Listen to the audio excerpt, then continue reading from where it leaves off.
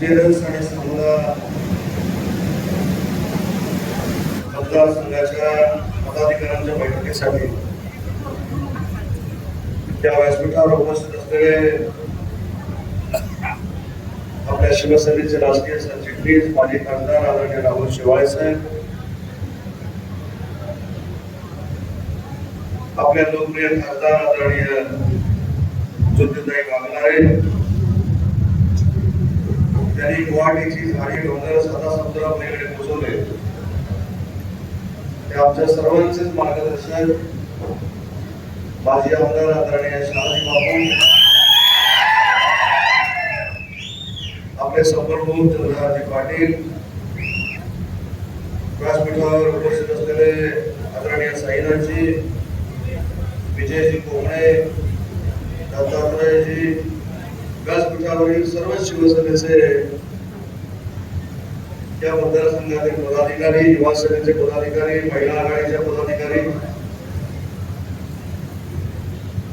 आणि 45 degree Celsius तापमान असताना देखील शिवसेनेच्या प्रभावी आणि आदरणीय एकनाथ शिंदे साहेबांच्या प्रभावापोटी सर्व शिवसैनिक बंधुवाट करीत आल्यानंतर शहाजी बापू नक्की काय मार्गदर्शन करायचं हा प्रश्न माझ्यासमोर आहे. त्यांच्या कामाचे माननीय एकनाथ शिंदे साहेबांनी आम्हाला महाराष्ट्र फिरायला सांगितलं आहे. ते काम या 2 मतदारसंघांनी आम्ही यायच्या अगोदरच पूर्ण केलेलं आहे.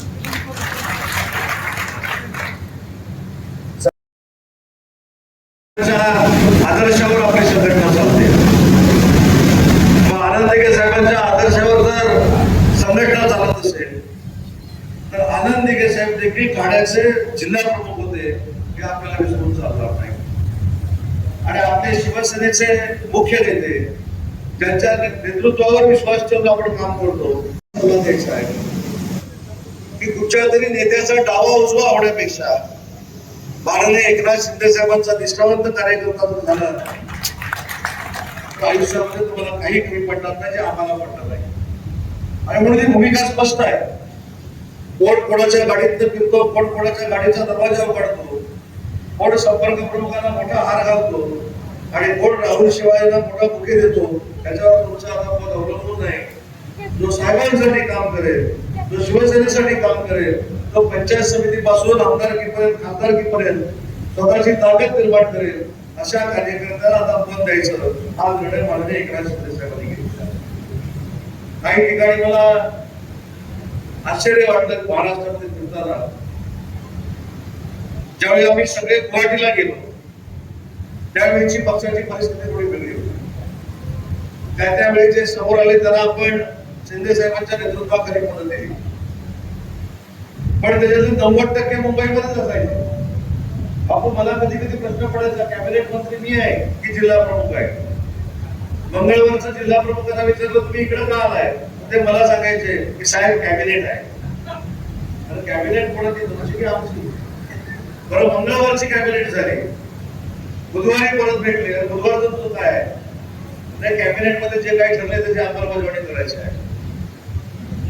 कधी कधी मलाच प्रश्न पडायचा की नक्की मी कॅबिनेट मंत्री आहे का?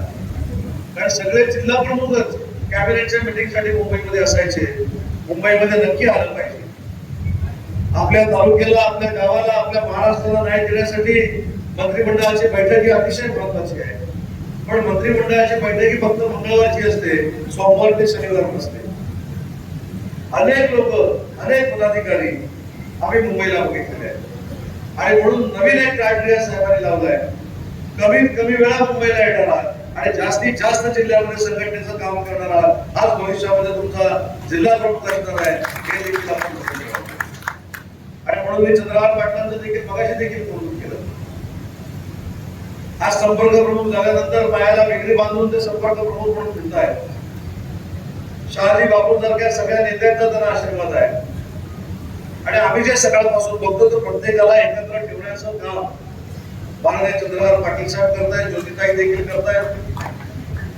पण काही गोष्टी पदाधिकाऱ्यांनी आता समजून घेण्याची आवश्यकता आहे. जे बीएलए झालेले आहेत त्यांनी देखील आपली जबाबदारी समजून घेतली पाहिजे.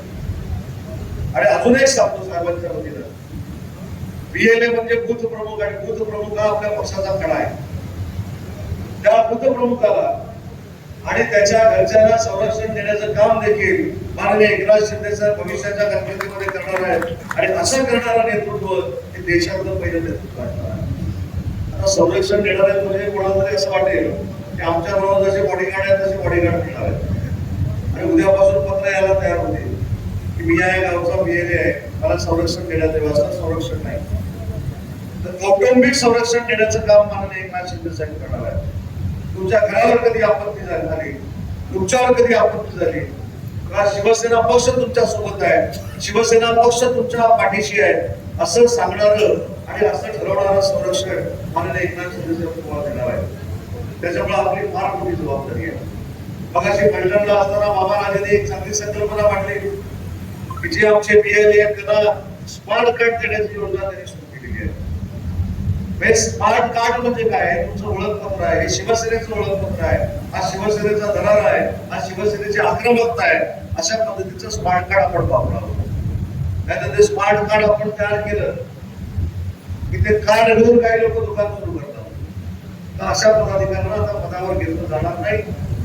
आणि हाच आढावा घेण्यासाठी मी आणि राहुल शेवाळे साहेब पूर्ण महाराष्ट्राच्या 136 मतदारसंघामध्ये गेलो. शहाजी बापूंचा मोठेपणा आहे. शहाजी बापूंनी सांगितलं की भविष्यातला आमदार कोण असेल, कोण उमेदवार असेल हे शिंदे साहेब ठरवतील, पण जो कोण उमेदवार असेल तो शिवसेनेचा निवडून आला पाहिजे. एवढा चांगला आणि आदर्श लोकप्रतिनिधी नेता तुम्हाला आम्हाला सगळ्यांना लाभलेला आहे. मी मगाशी त्याचा उल्लेख केला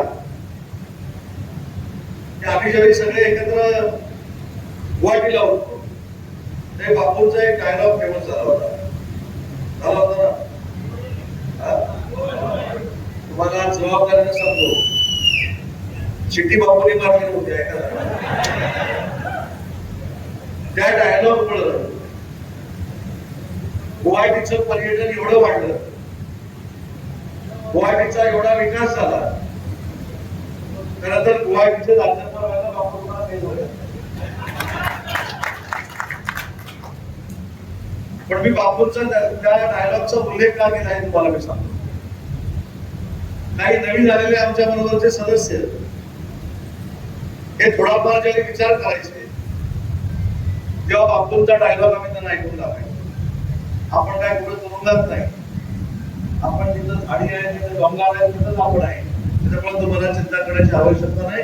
आणि आमच्या 50 लोकांना जसं एकनाथ शिंदे साहेबांनी एकत्र घट्ट बांधून ठेवलं, तसं त्या दिवसामध्ये मानसिक आधार देण्याचं काम जर कोणी केलं असेल तर ते शहाजी बापूंनी केलं.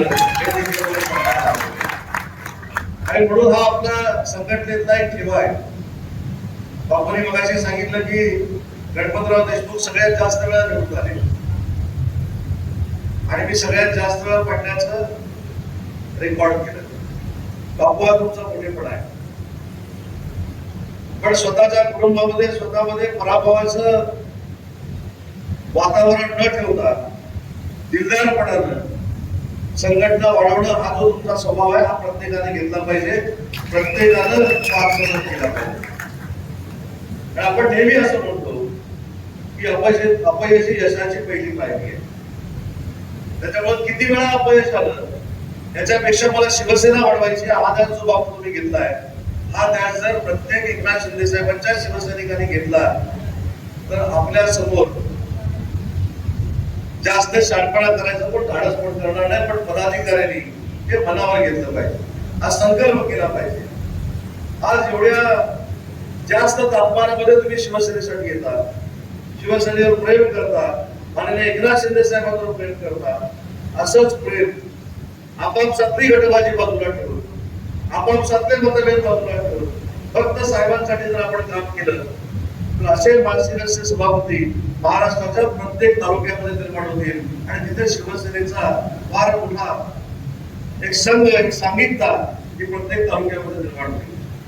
आपल्याला कदाचित कोणाला कल्पना नसेल, 3.5-4 वर्षापूर्वी एकनाथ शिंदे साहेबांनी उठाव केला, पण त्या उठावानंतर जेवढ्या निवडणुका झाल्या त्या विधानसभेच्या निवडणुकीमध्ये फक्त 80 जागा आपण लढवल्या होत्या. त्या 80 जागांपैकी 60 जागा आपण जिंकलो. त्याच्यानंतर नगरपालिकेच्या निवडणुका झाल्या, त्या नगरपालिकेमध्ये 72 नगराध्यक्ष आपण करू शकतो. त्याच्यानंतर महानगरपालिकेच्या निवडणुका झाल्या, महानगरपालिकेला 500 पेक्षा जास्त महानगरपालिकेचे सदस्य या महाराष्ट्रामध्ये आपले निवडून आले. आणि जिल्हा परिषदेच्या निवडणुका झाल्या, जिल्हा परिषद पंचायत समितीच्या निवडणुकीला देखील आपण या महाराष्ट्रामध्ये 2 नंबरला राहिलो. हे सांघिक यश आहे, हे साहेबांच्या कर्तृत्वाचं यश आहे. आणि हे साहेबांचं कर्तृत्व जर आपण कानाकोपऱ्यामध्ये महाराष्ट्राच्या पोहोचवलं तर आपल्याला कधी काही कमी पडणार नाही. आणि ते कमी पडू नये यासाठी आम्ही सगळे साहेबांचे सहकारी म्हणून तुमच्यापर्यंत पोहोचण्याचा प्रयत्न करतोय. आज आपण मोठ्या संख्येने जमला त्याबद्दल मनापासून मी आपल्याला धन्यवाद देतो. आणि त्याच्या पुढे जाऊ शकतो की साहेबांना अपेक्षित असलेलं काम बापू तुमच्या मतदारसंघामध्ये आणि माळशिरस मतदारसंघामध्ये अतिशय दिवाकर पद्धतीने झालंय. त्याचा मनपूर्वक कौतुक करतो, तुमचे आभार मानतो आणि माझं मनोगत संपवतो. जय हिंद, जय भारत.